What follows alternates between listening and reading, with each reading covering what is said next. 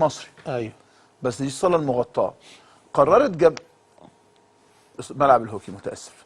قررت الجماهير انها تعود للمدرجات بطريقتها ايوه الخاصه. وبعتنا زميلنا العزيز ايمن عيد النهارده صور ده، بس رجع لي الصوره اللي فاتت كده عشان عايز اشوف حاجه عشان ابدا انبه من دلوقتي يعني. وقرروا ان هم كما لو كانوا في المدرجات بيشجعوا فريقهم وبيحيوه.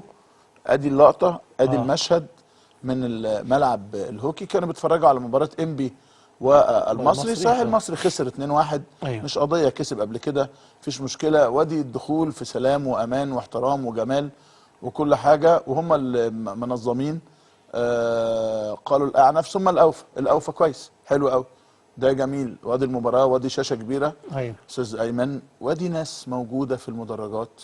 ايوه. وادي منظر جميل، واعلام النادي المصري الخضراء الجميله. عايزين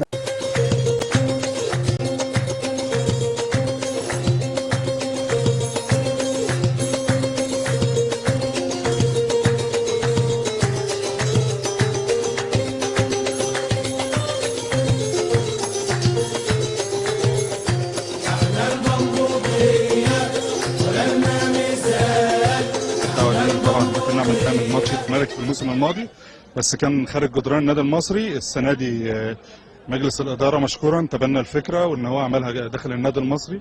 احنا دي صوره ورساله لكل جمهور مصر ان احنا كل الماتشات دي من غير تامين، من غير حاجه. جمهور المصري ده من احسن جمهور في مصر، ان هو ملتزم، ان هو ما فيش اي سلوك خارج. النتيجه 2-0، احنا مغلوبين.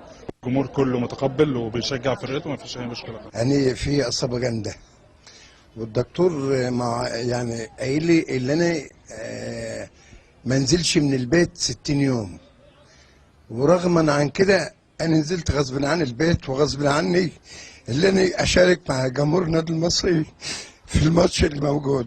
والله ده بورسعيد، يعني بورسعيد كبار وصغيرين نموذج لكل حاجه، يعني احفاد 56 بمعنى الكلمه.